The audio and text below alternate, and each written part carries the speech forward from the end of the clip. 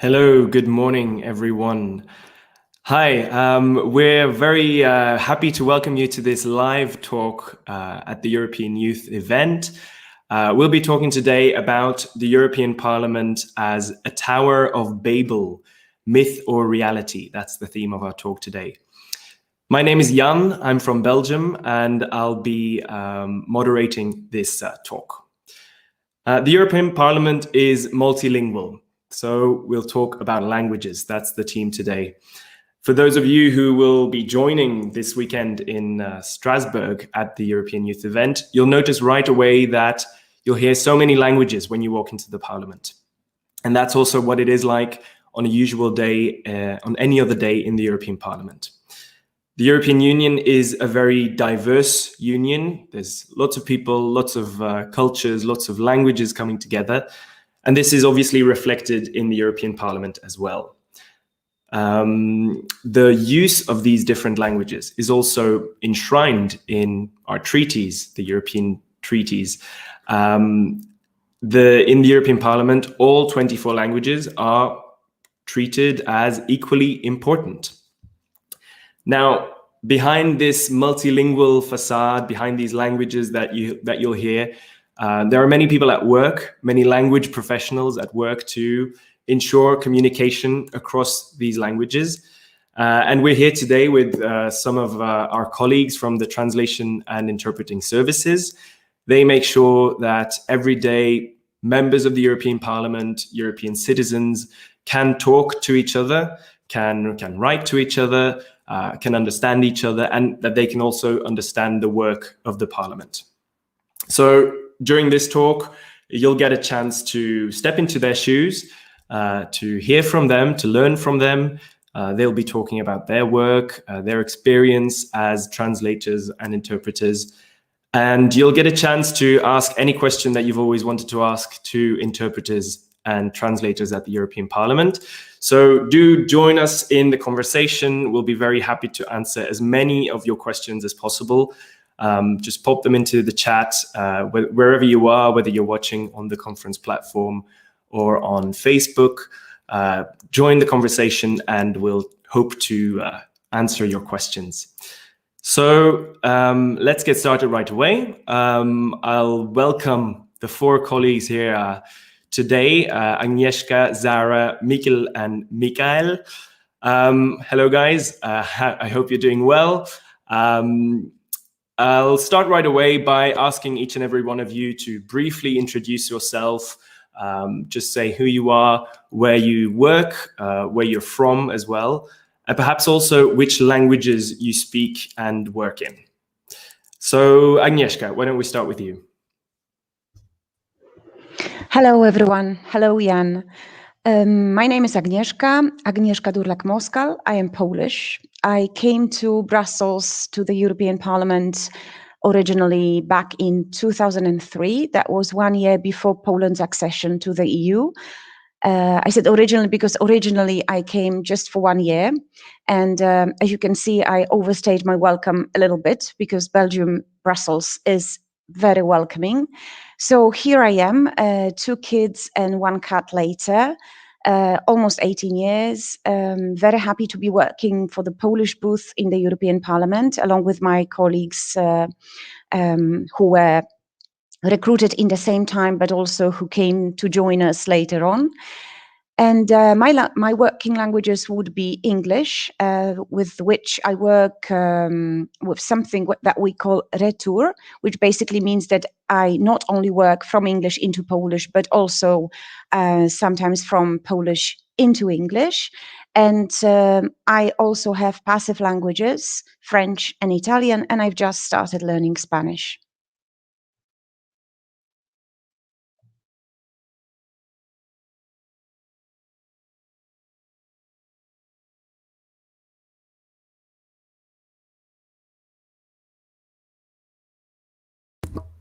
Can you hear me now? Is that better? Very sorry. Agnieszka, thanks a lot for the introduction. Mikael, why don't we continue with you? Thank you, Jan. Thank you for the nice introduction, and hello, everyone. My name is Mikael. I am from Denmark. And I am based in Luxembourg, where I work as a translator in the European Parliament. I've been working here since 2018, where I started as a trainee. And I translate from English, German, and French into Danish, always into our own languages. Okay, great. Thank you very much, Mikael. Zara, can you briefly introduce yourself, please? Hi, Jan. Hi, everyone. I'm Zara. I'm from Portugal. It's been almost 6 years that I work at the Portuguese unit of the European Parliament. I work and live in Luxembourg, and I translate from English, French, Italian, and Spanish into my mother tongue, which is Portuguese. Great. Thanks, Zara. And finally, Mikkel. Yes, hi. I think I'm one of the newest interpreters in the Parliament. I was offered a temporary position as a temporary agent in June. So I very recently moved to Brussels, where I now live and work, and I'm loving every minute of it. My working languages, well, I work from Spanish and English into Danish. And as a language lover, I'm extremely excited to say I've recently started learning French, although I have the impression that that's going to take a while. But yeah. It'll come in no time, I'm sure. Thank you very much, everyone, for that introduction. And let's get started right away with my first question. So it's very clear that you all speak many, many languages, and the European Parliament, as I mentioned, uses the 24 official languages of the EU. But my first question, perhaps for Mikael, why do we need all of these languages? Why does the European Parliament pride itself in being a multilingual parliament? Wouldn't it be much easier if everybody spoke English? Well, Jan, you know that feeling when you're abroad and someone approaches you in your own language? It's that feeling of familiarity that breaks the ice immediately, and you already feel like you have a connection to that person. On a bigger scale, this is why multilingualism is so important for the European Parliament. We want to create that personal connection to the citizens, and we do that, among other things, by approaching them in their own languages. So I think it's important to emphasize here that there are other languages than English in Europe, and that not everybody speaks or understands English. And this does not mean that that person has any less of a democratic right to partake in or have their say in European affairs. Mm-hmm. This is a right that extends to all EU citizens, regardless of the language they speak or do not speak. So in this sense, there is no linguistic superiority. The European Parliament wants to embrace all of the citizens, and it is up to us as translators to help make this a reality, to make sure that the work of the Parliament is accessible and transparent in all the official languages, because this ensures that everyone is able to follow the work of the Parliament and to understand the legislation that affects their everyday lives. This in turn helps bring the Parliament closer to the citizens as their representative. Well, that's very, very nicely put, Mikael. Thank you very much. Let me just follow that up with a couple of other quick questions, maybe for Mikkel first. We heard that you have very many languages that you work in. What's the average number of languages that an interpreter or a translator should have if they want to work for the European Parliament? I think the average is about 4, maybe 5 languages, both for interpreters and translators. But I myself have only 3 so far, and I know colleagues who have 9 or 10 languages in some of the booths. Mm-hmm. So, which is incredibly impressive to me. I hope to get there one day. Yeah. But, that is very impressive indeed, yeah. I believe the average is 4. Okay, very good.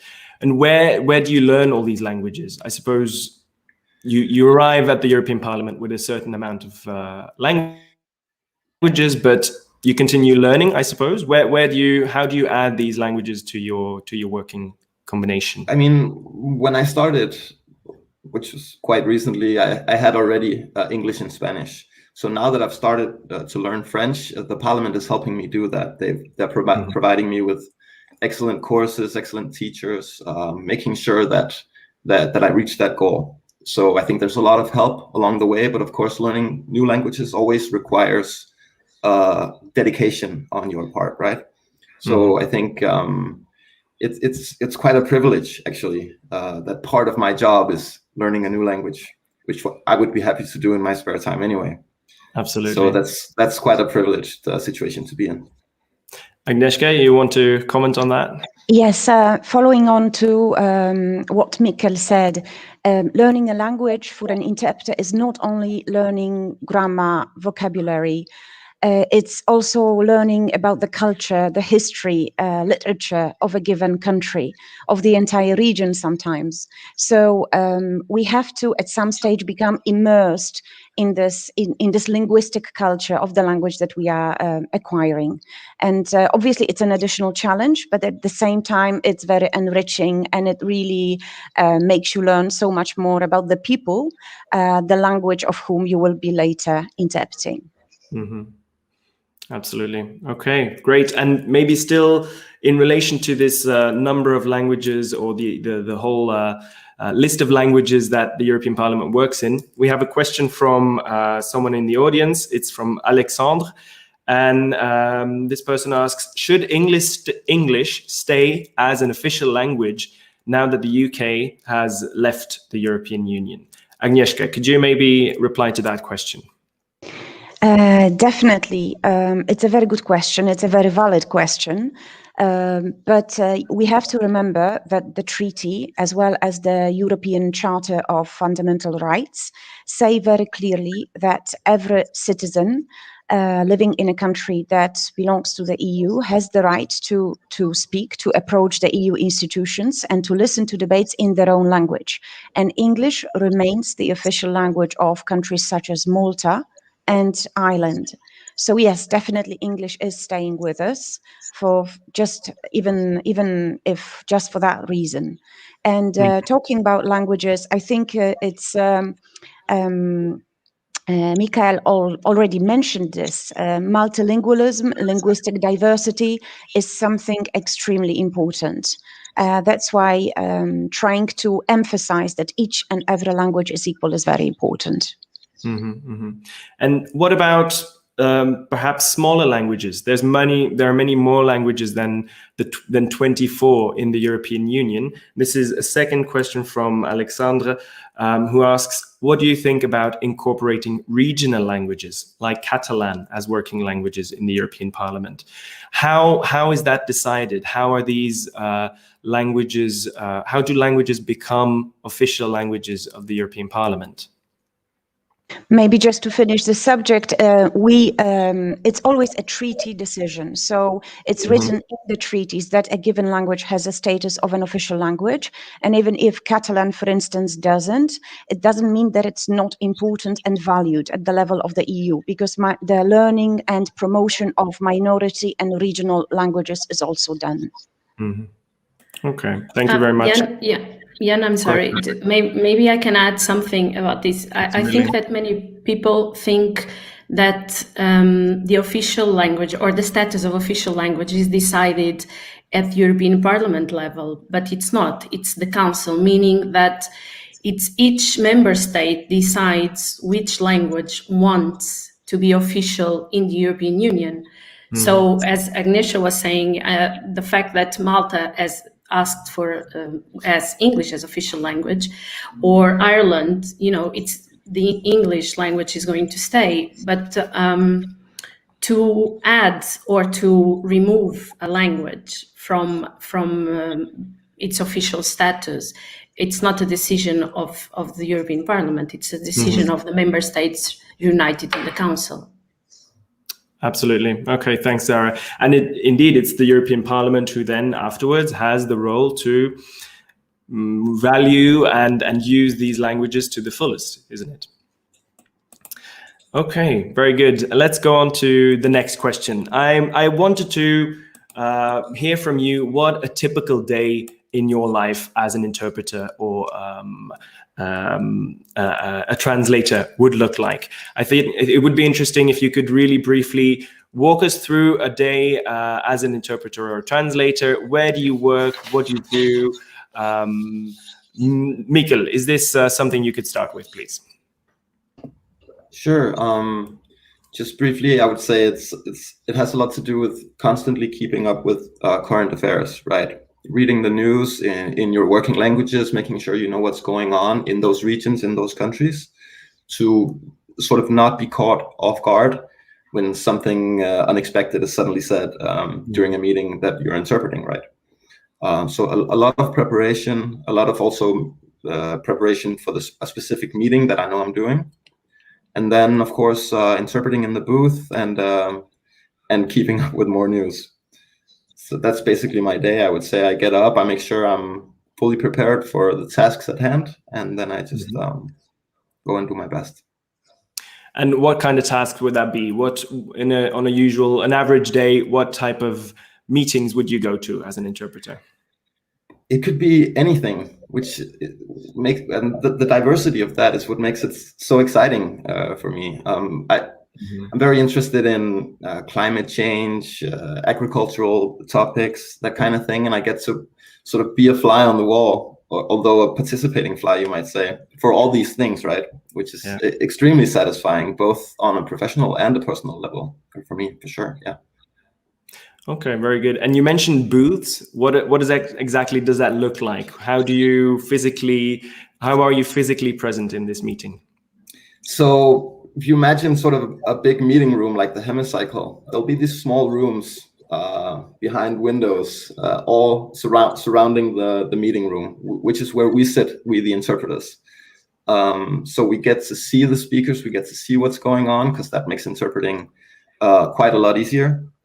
But also the goal is for us to sort of not be seen, right? Yeah. I feel like a meeting where everything is going well is where the participants of the meeting don't really think about the interpreters. They don't notice that that it's actually a male voice for a female speaker sometimes, or that kind of thing. I think if everything goes smoothly, that's when we're sort of in the background, unnoticeable. And we have a question from the audience. Malvina asks, do interpreters work in teams? Mikkel, can you continue answering that? Sure, we absolutely do. Teamwork is so important for successful interpretation.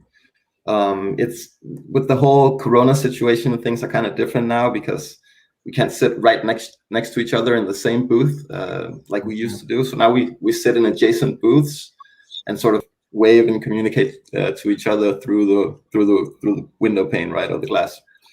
But usually it could be just a lot of stuff is being said at a very rapid pace, and maybe you miss a number, maybe you miss a name that was important in that given context, right? And then your colleague who's not interpreting that specific statement might have might be ready to sort of write that number down and show it to you. This is the number that you missed, right? That's just one example. Maybe a colleague will quickly look up a word that you're missing, some sort of species of fish that you were unprepared for, that kind of thing. Yeah. So I would say it's absolutely essential with good teamwork among colleagues, absolutely. And I sort of consider the translators to be also my colleagues in that sense. Like the translators' work means that we actually get to look up the terms that we don't know. These are texts that have been translated beforehand for us. So I think it's all sort of a big team where everyone is working together in order to obtain the best possible result, right? And I think that's incredibly fascinating. It's a big machinery at work. I think it was Agnieszka or Mikael who said it as well, right? So many people at work behind the scenes that when things go well, you don't really notice. That's us. Great, thanks, Miguel. Mikael, could you maybe answer the same question as a translator? What does a typical day in your life as a translator look like? Yes, sure. So a typical day for me, it takes place usually either in the office or at work. We are quite privileged as translators to be able to work pretty much from anywhere, as long as we have an internet connection, of course, and access to the programs and databases that we use. But a typical day, for instance, could be you work with documents, and that could be a wide variety of topics. In the morning, for instance, it could be about the economy, agriculture, trade, the human rights situation abroad. mining industry in the eastern part of Europe. It could be anything really. And then at noon, I would typically do the flash news. The flash news is the European Parliament's radio station that brings the daily EU-related news in all the official languages of the EU. And here you would have to translate as well as record. So you would be using your voice as well. And then after lunch, you could be working on something different. Mikael, just really quickly, where can the audience listen to these podcasts? Yeah, sure. So we have a website dedicated to the audio material of the European Parliament. Mm-hmm. So you can go ahead and Google Europol Audio or Europol Audio Capacity, and it will bring you to that website where you can find the flash news that I mentioned earlier, along with other programs. In addition, I would just like to advocate for our platform, My House of European History, where citizens can submit their own stories and experiences about Europe that we then get to translate and record in all the official languages. But those are also podcasts. So these two websites deal with the audio-related work of the European Parliament. Okay, great. And then you were saying in the afternoon you doing yet another thing. Yeah, so in the afternoon, recently, I'm speaking for myself now, I finished work on subtitling a Romanian movie called Collective for the deaf and hard of hearing audiences. So you see, we're talking about three very different kinds of translations here, which require three different skill sets. And this is what makes our work challenging, in my opinion, but very exciting at the same time, because it makes sure that our day never becomes monotonous or boring. There will always be something interesting for each type of person or translator. Great. Okay, thank you very much. I have a question from Teodora. Maybe for you, Agnieszka, since it's about interpretation. Teodora says, missing a name while interpreting is so scary to me. Being an interpreter is my dream job. What kind of education do you think is necessary to have?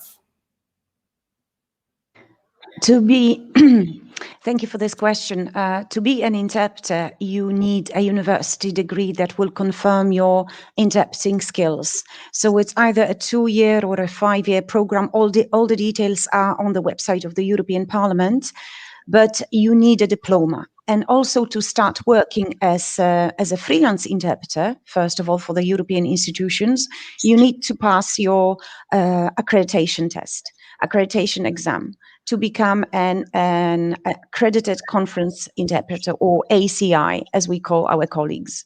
Mm-hmm. And to do that, yep. Just to ask if you could expand a little bit on this difference between freelance interpreters and in-house interpreters. I will just maybe conclude that for the exam requirements are set. They have changed that depending on also on what the requirements of the institutions were in terms of number of languages, but this is all regularly updated and you can get more info on the website. But I wanted to come back to your question. There is no difference between ACIs and us, so officials, interpreters who work permanently for the Polish booth or any other booth in the Parliament. Only formal, so only a matter of contract or employment, because obviously our colleagues are recruited for every single day separately. But when we sit in the booth, and as Mikael said, we really miss those times when we were sitting together in the booth and we could cooperate and help one another. We are a team. And if you come out of a meeting as an audience and you think, I liked the interpretation, you don't think I like the male voice or the second female voice, you just like the overall results. Yeah. And that's why the success of a team is always a success of all three interpreters put together. Mm-hmm. Exactly, yeah. Good, thank you very much, Agnieszka. Okay, over to my next topic. I have a question for Zara. A lot of young people are very interested in languages, as we can see, a lot of participants today. So a lot of people, the number of young people who speak foreign languages is also on the rise. This is, of course, a good thing. We like languages and we want everybody to like languages as well. But is this something that is a threat to the profession of translators and interpreters? Will we become useless in the future when everybody speaks plenty of languages? What do you think about that? Well, hopefully not, obviously, but I think it's very, very important, and it's actually fantastic that more and more people speak foreign languages. I mean, for communication purposes, it's great. But then, in order to be a translator and an interpreter, as Agnieszka mentioned, just for the interpretation, but for translation is the same. You need training and you need a university degree. So. Yeah, it is important, but then you have to look for other specific training in order to translate or to interpret. For instance, at the European Parliament, as far as members are concerned, I think it's also important for them to speak several languages, because obviously it's easier to communicate with other colleagues and to carry out their day-to-day work. Mm-hmm. But as far as when we talk about texts and legislative texts, laws, and even when they speak at the session, of course, the best way to do it is in their own language, because it's easier for them to express their views. So I think that.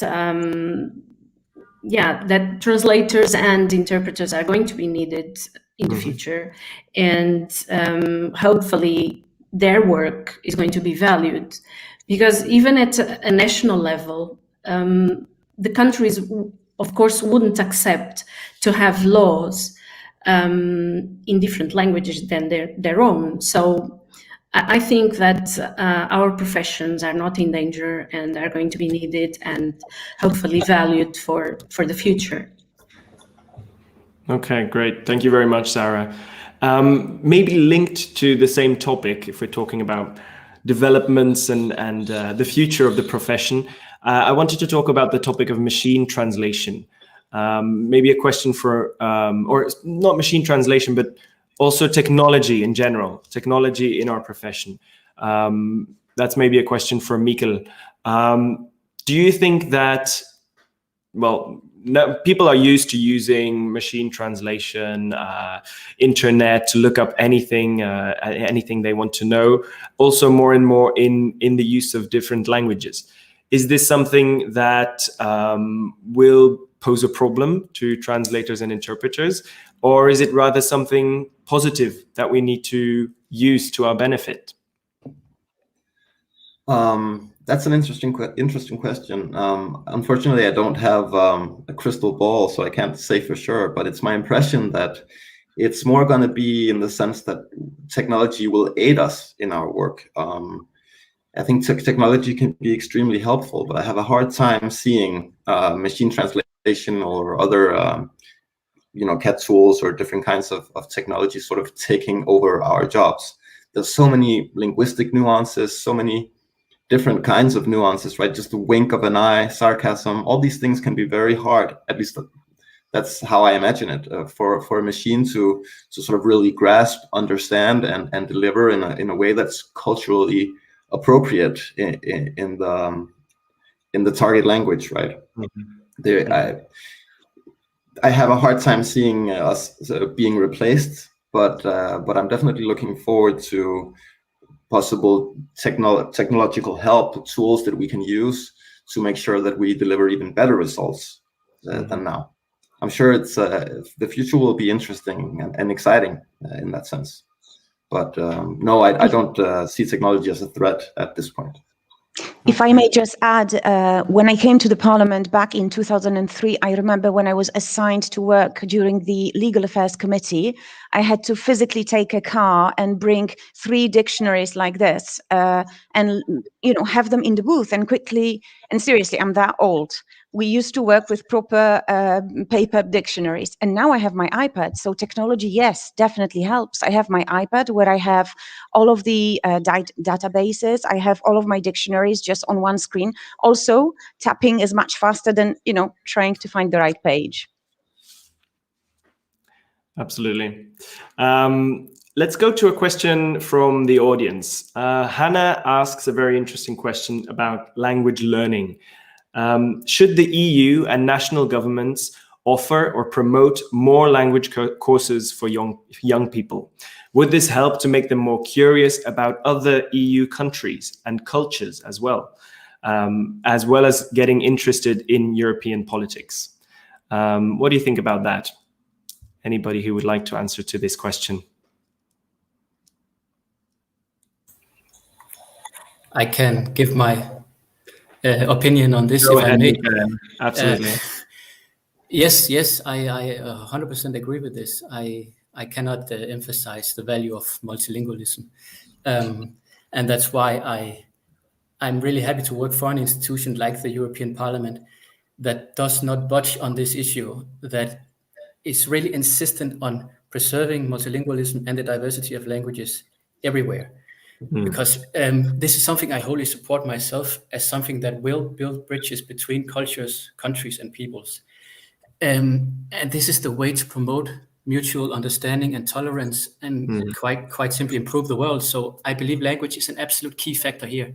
And yeah, I would 100% support any such initiative.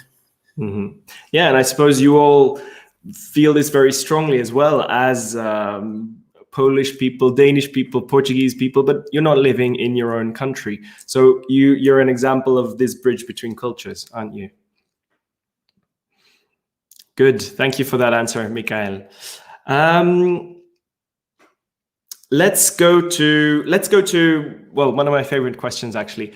I wanted to ask you, what do you like the most in your work? Can you give a reason or maybe an anecdote or an instance why you like your job as a translator or an interpreter the most? I suggest we just do a quick round, maybe starting with Zara. Why don't you go first? Okay. Well, that's easy for me to answer because I love my job. I've always wanted to be a translator, and since I remember people asking me when I was growing up what I wanted to be when I grew up, I always said translation. So for me, it's a very meaningful job in the sense that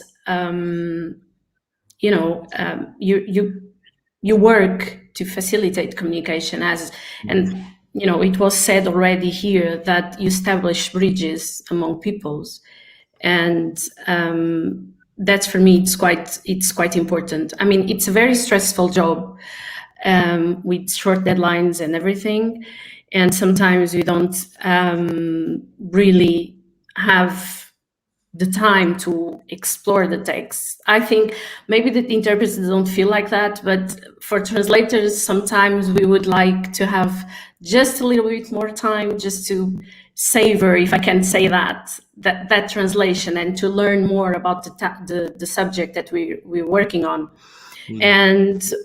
But it's very interesting, and for me, it's the wide range of subjects that we work with that it was also mentioned here, because today I was translating something about trains, yesterday about biodiversity, and in the morning something about human rights for the session. So it's very complex, but it's very interesting. You learn every day, you learn something.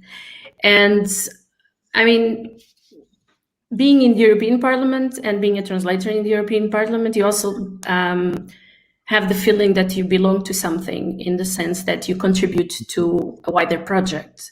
So, the European project. So for me, it's a privilege. It's really a privilege to work in this environment and to facilitate communication. And as Mikael was saying, you actually contribute to tolerance and to establish dialogues.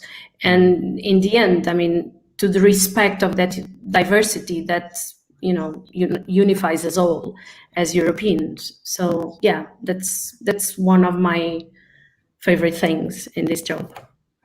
Okay, great, thank you, Zara. Agnieszka, what about you? What's the main reason why you love your job?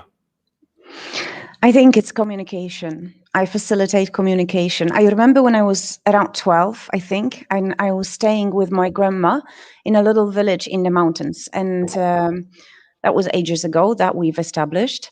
And it's at that stage in Poland, especially in small towns and villages, language learning was not that popular, and English was definitely not a first choice in primary schools. And a lot of people from that area had immigrated to the US decades ago after the war and later on. And just one day, one of families came over to this village to look for their relatives that they haven't seen for ages. But they no longer spoke Polish. And I just by accident was there. And we went together to the house of those relatives, and I sat between them. And I don't know if I can actually say that I provided interpretation, because probably it was not fully professional. It was neither chuchotage, it wasn't with the notes. I didn't have my booth. I didn't probably even imagine that a booth existed at that stage. But I got what was the most important and still is the most important thing about this job for me.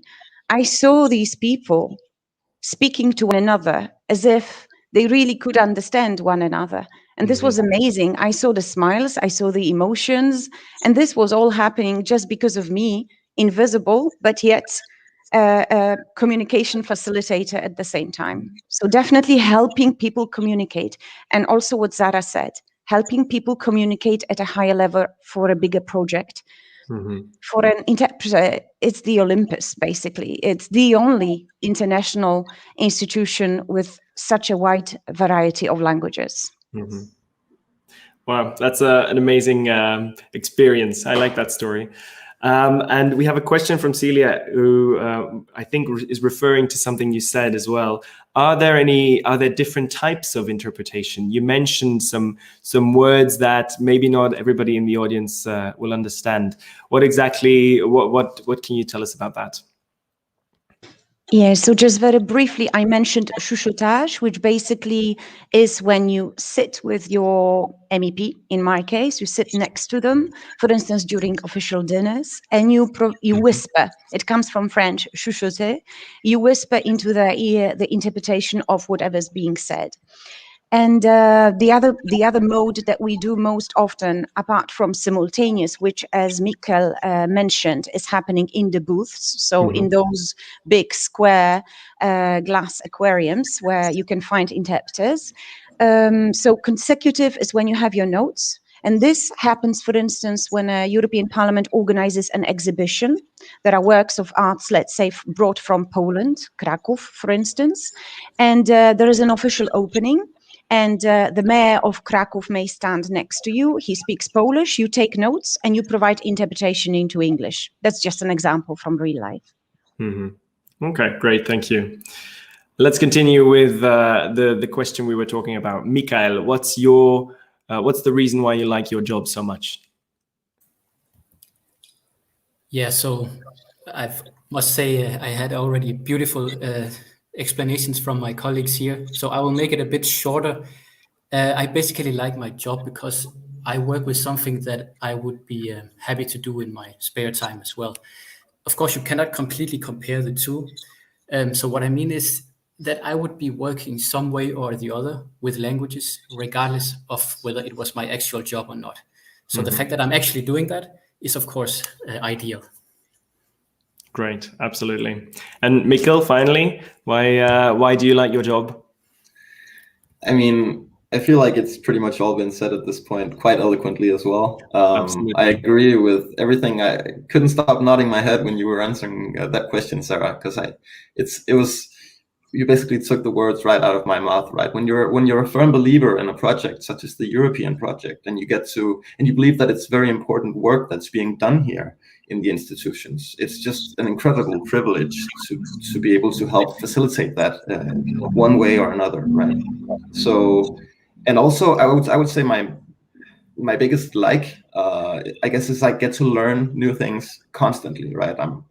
It's an extremely privileged position. You get to sort of be a fly on the wall, hearing all these developments before anyone else gets to know, which is really exciting. And I feel if you get to leave work every day slightly smarter than the day before, then I mean, what's not to like, right? Dislikes, I don't know. I'm new. Ask me in a year, maybe I'll do something I don't like. But for now, I'm just loving every minute of it. We'll talk again at the next eye. And indeed, yeah, obviously it's all linked to language learning, and we can see in the chat that there are also many people who love languages, and because we get a lot of questions on language learning as well. I'll just ask you a couple of them. A question from Conchi, from the students from San Vicente de Paul School. That probably was not the best pronunciation, but still. What is the most difficult European language to learn? Do you have any ideas on that? Any experiences you'd like to share? I mean, that's hard to answer. But anyone I've ever asked basically say that Danish is impossible to learn for a foreigner. I've heard that too. I can't say for sure if that's true, but I'm convinced that it's a very difficult language to learn. Something about it has its own letters, right, that don't exist anywhere else. That's never a good sign. Can I jump in here? Yeah, absolutely. I myself has also attempted to try to learn Danish at some point, and I can definitely agree it's a very, very difficult language to learn, especially to pronounce. Yeah, the pronunciation is very difficult in Danish, but I believe that's the only thing that's difficult about Danish. I like to look at the other way around. I believe the verbs are the most important thing in any language to learn. And in Danish, we only have one verb, no matter who's speaking. So it's very, very easy to immediately start talking in Danish. So I actually go around and tell people that Danish is easy. You just need to get over the hurdle of pronunciation and then you're good to go. However, the Romance languages have 100,000 different verbs. And then you have Hungarian and Polish. And Danish is not that difficult in that regard, in my opinion. I think that's a very good point. I'm gonna start saying it's easy now as well, just to sort of encourage everyone to take that leap, you know. Well, I think sometimes it just depends on your background. I mean, for instance, Romance language have a lot of verbs, but for a Portuguese person, it's easy. Well, it would be considered easy to learn, Spanish, Italian, French, and maybe Danish would be very, very difficult. So, but maybe for I don't know, a Nordic person, it would be difficult to learn the other, close by languages. So yeah, I think it depends on your background, but all languages are very, very interesting and with very specificities that make them so interesting to learn. So it's for me, it's a very difficult question to answer because all are difficult and all are easy. It depends on your point of view. So. And you have to remember, Jan, that you are speaking to language freaks now. Yes, so absolutely. This is not your average response. Seriously, I had colleagues who were just, jotting down Japanese signs while interpreting, or people who learn Turkish, talking about difficult languages, just for fun or just because it might be needed at a certain stage at work. So, we are language freaks. Absolutely. And I can confirm that I'm a language freak. Well, it's true. I once just started learning Arabic just because it was fun to write from right to left. So it's good to try out new things. Related to that, Jan in the audience asks another question. What's the best way to start learning a new language? This is, I suppose, something you've all had to do in the past. What's your strategy? Mikkel, why don't you have a go first? Well, my initial sort of response to that would be to travel. I think it's being in a country where the language that you want to learn is continually spoken, and you're forced to listen to it, and you're forced to communicate in that language to some extent to sort of get by. I think that's very important. I mean, for me, when I started learning Spanish, I went to Spain and enrolled in a language course. So every single day when I left school, I could go out and practice what I had learned, right? And sort of see how people responded, what would be a typical response to that statement, that sort of thing. I think that helped me a lot. also now that I've started learning French, I think it's definitely a huge asset that it's the main language spoken here in Brussels. So, I mean, that's definitely, I'm not sure it's a prerequisite, but it's definitely helpful, I would say, to go somewhere where you're forced to sort of think and communicate and make your everyday life work in that language, right? That would be my initial response. I mean, that's a very good one. Who doesn't like traveling? Any other tips for the audience? Agnieszka, yes. And if you can't afford, or it's simply not possible for practical reasons, you have lots of resources. It's 2021. So I can give you two extremes: Netflix and plenary sessions broadcast live on the website of the European Parliament. You can choose the language you want. Both very good pastimes on a Sunday night. Both things have a lot of seasons and episodes. So once you get into it, you're going to love it. And then you can leave. But now, speaking seriously, you can choose the language you want, because most of the things streamed or broadcast are available in many languages. And then you just start with listening. And then you notice you can start with listening, and then you put subtitles in your mother tongue, and then you kind of make slowly connections in your brain. And before you know it, you will understand more than you think. Absolutely. Great. Yeah, just continue on that. I think that listening is very important. So maybe because you start learning without even noticing. So you can also listen to music or to the radio. And, sometimes in the car, I just put the radio in different languages like Luxembourgish. And sometimes it's really fun to try to understand something, which I don't, but, it's fun to try. And, you get used to the language and to the sounds of the language. So it's quite, it's also, a way to start. Mm-hmm. Okay, thank you very much. Another question from Oliver. It's about nervousness. How do you manage your nervousness when you have to interpret simultaneously? And I think this is maybe a question mainly for interpreters, but as you mentioned, Zara, also translators have to deal with stress and tight deadlines. How do you manage that stress? Well, at work, we have mainly to breathe, and which helps. And then obviously we have tools, and we have our colleagues. So we actually work, as it was mentioned today also, we worked as a team.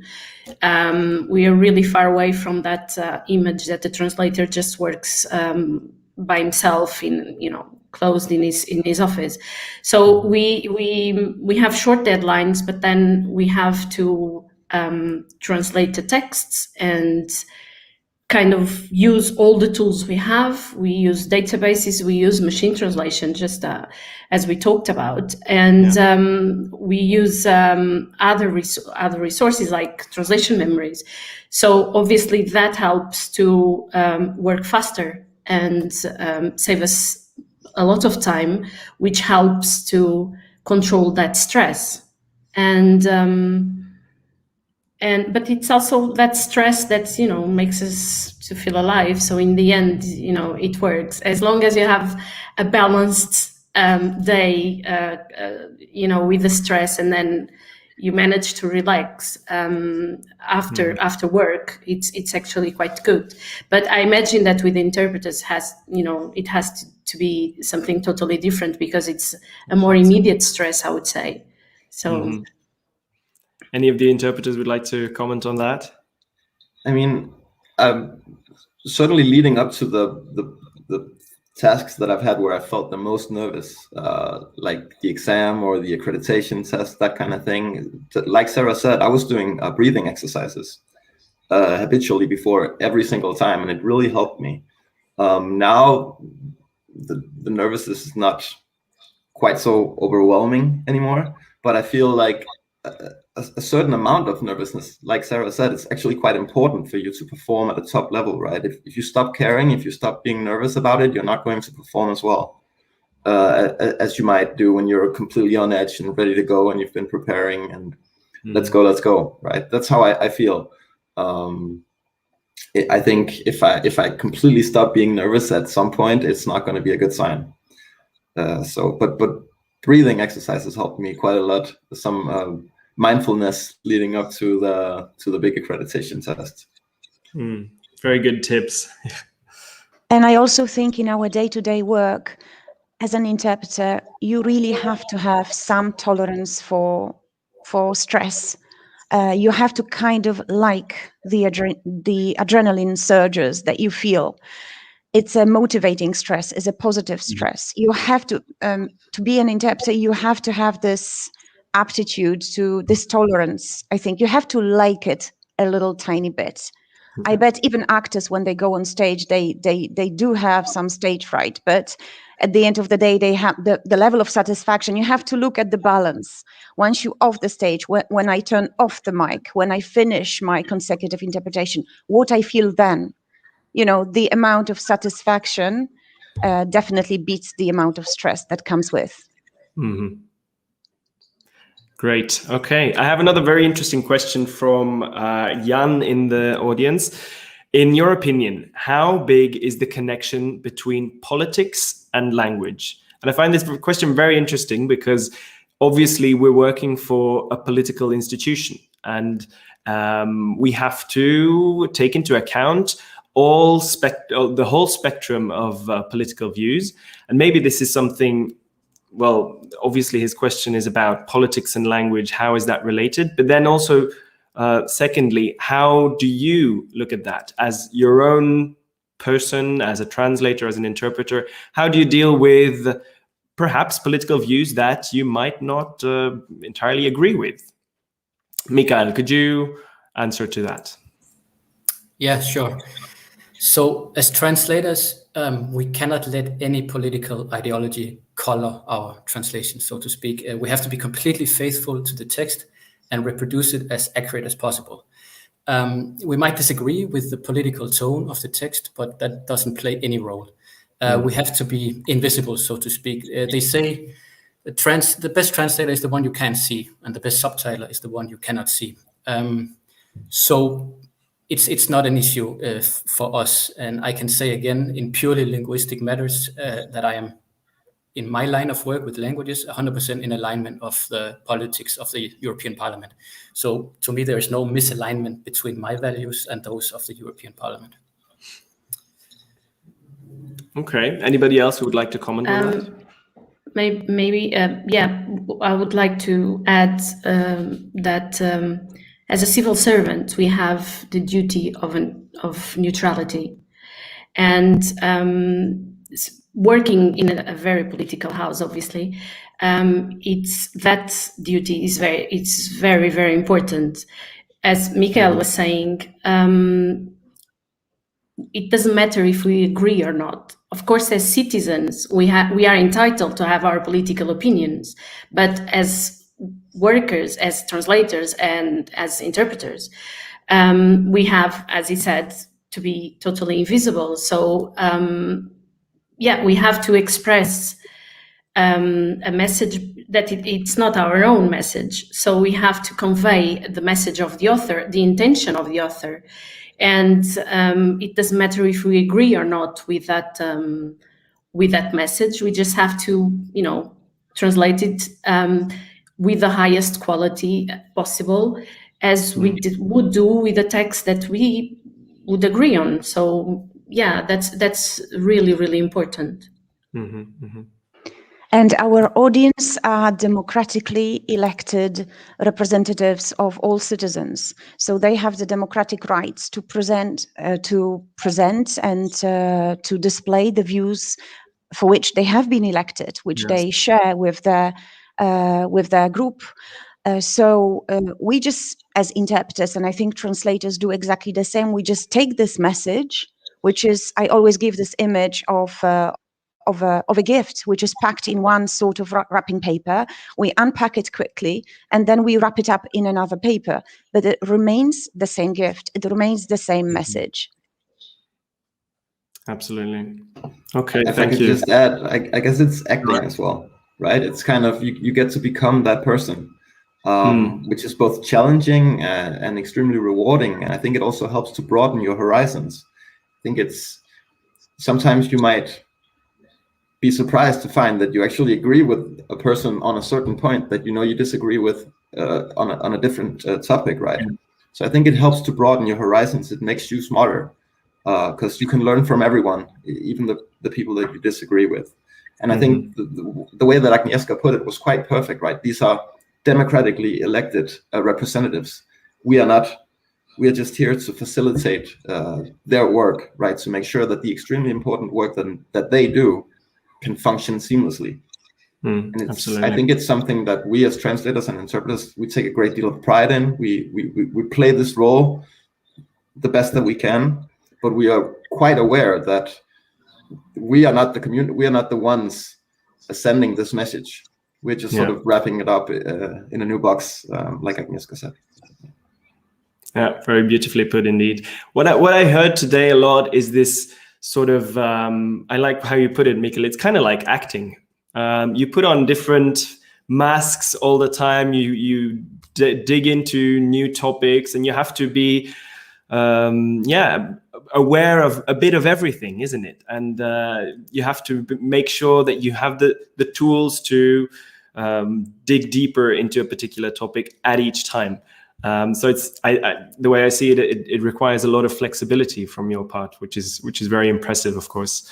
And maybe my last question related to that: how do you keep up with it all? How do you make sure that your languages stay on an acceptable level, but also all this knowledge that you have to gather and all this world knowledge that you have to take in? How do you do it as interpreters and translators?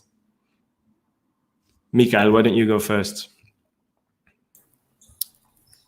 Me, yeah? Yes. Yes, sorry. How do I keep up with the languages? I read. I cannot emphasize the value of reading enough. I believe it's different from interpreters, maybe because we are more, we write and read more, and whereas they speak and listen more. But I read literature in my own language. I read literature in a foreign language that has been translated into my own language, and try to compare how the translator approached this particular translation. So during COVID times, it has been difficult to find people to speak with in general. So I believe using the internet to find material is an excellent way to keep up and maintaining your languages. Yeah. Mm-hmm. And I also think that talking about languages, we by definition think about foreign languages, but we have to remember that an average interpreter would work from 4, 5, 6 languages into the mother tongue. So the language really needs maintaining, really needs to have the right register, the right vocabulary, the right equivalence is your mother tongue. So reading a lot in your mother tongue, trying to work on your mother tongue, because at the end of the day, this is the product that you offer to your audience, is also very important. Good. And with that piece of advice, or Sarah, do you want to add? I'm sorry, I just wanted to add something. Well, the resources we were talking about a while ago to learn languages and to start learning languages are a bit the ones that we can use to keep our own languages. So it's, reading, watching programs, watching the news, and in obviously our own language, as Agnieszka said, but also in foreign languages, as Mikael mentioned. So that's really important, and that's the way of keeping, especially if you live in a foreign country, but you have to work in your mother tongue. So it's quite important to keep that, to keep close to the evolution of your own language. And, the best way for the moment is, the internet, the programs and newspapers. And so, that's really important. It sounds like quite a challenge. Thank you very much to all of you for your contributions, for your input, for your shared experiences. And I'd like to thank all the whole audience as well for listening, for tuning in. Thank you so much for asking all of your questions. They were very, very interesting, and I hope we answered them well. We did our best. Thanks a lot. I hope you have a great rest of the weekend at the Eye. And for now, I say goodbye to you all. Bye-bye.